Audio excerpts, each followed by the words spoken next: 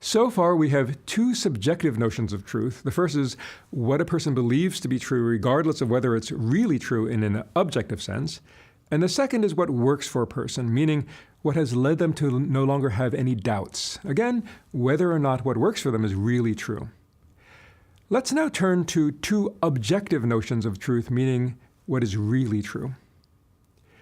Scientists and philosophers are not that interested in what someone believes to be true. Scientists and philosophers want to find out what is objectively true. Well, what makes a claim true for a scientist, or what makes a claim true for a philosopher? I would say that scientists and philosophers start at opposite ends of a search for truth. Science specializes in one type of truth-seeking, while philosophy specializes in another, leading to two different meanings of objective truth.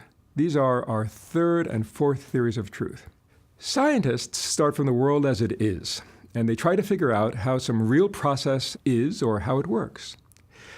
The third theory of truth, then, the one that scientists are a big fan of, is the correspondence theory of truth, according to which truth is defined as correspondence or matching between a proposition or a model and facts in the world. For example, if I say, "It's raining," and I look out the window and I see rain, well, then the statement is true because my statement about the world and the state of the world match. They correspond. But if I say, "It's raining," and then I look outside and I see that it's sunny outside, well, then my statement is false because it does not correspond with what is really happening. Philosophers, at least analytic philosophers, start from logic. Philosophers tend to think about how things must work or cannot work given their starting assumptions.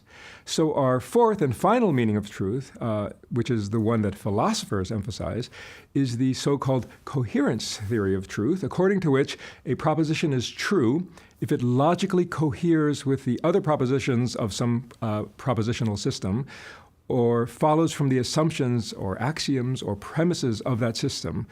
And those could be about the world or about God or whatever you like.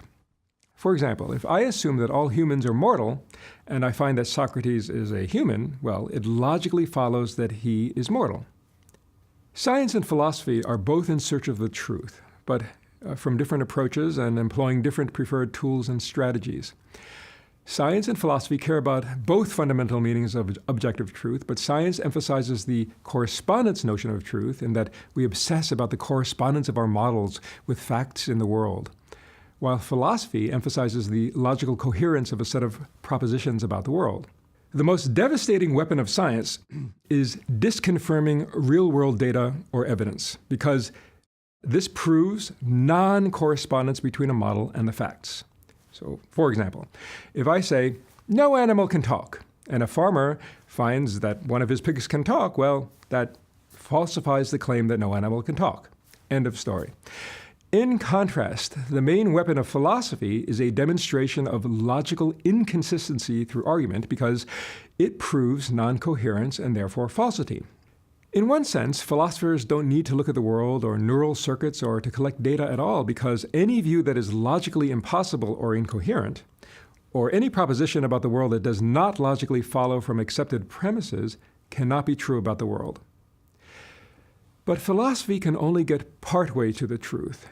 Since many competing propositions about the world are each logically possible or plausible, even when they are mutually exclusive, we must, in the end, look at the world and collect data to settle metaphysical debates such as the ongoing debate over free will. For this reason, I believe that metaphysical debates about what is the case can only be settled by science.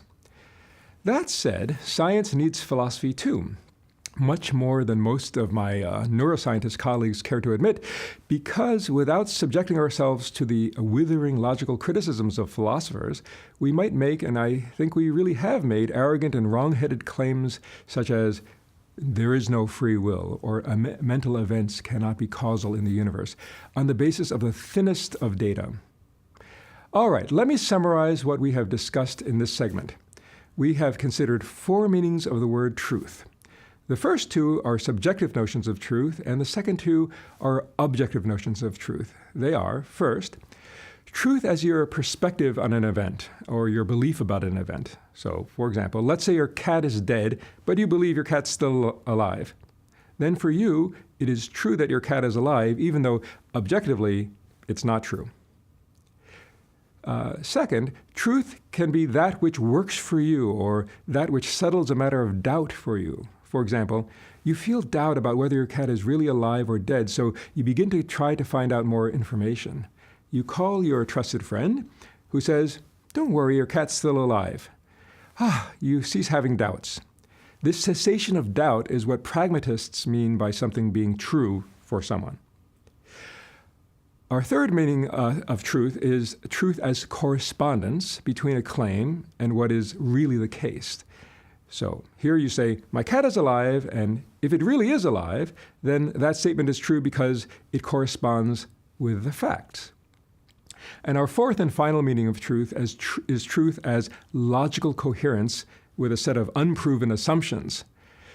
If one assumes the truth of the statement that all cats are mortal, then it follows that your cat is mortal. In this course, we're interested in discovering what is objectively true about free will and how it might work in the human brain. We'll begin by examining certain philosophical claims about free will, which will take us a bit into logic, and then later in the course, we'll consider scientific claims that there is a free will or is not a free will.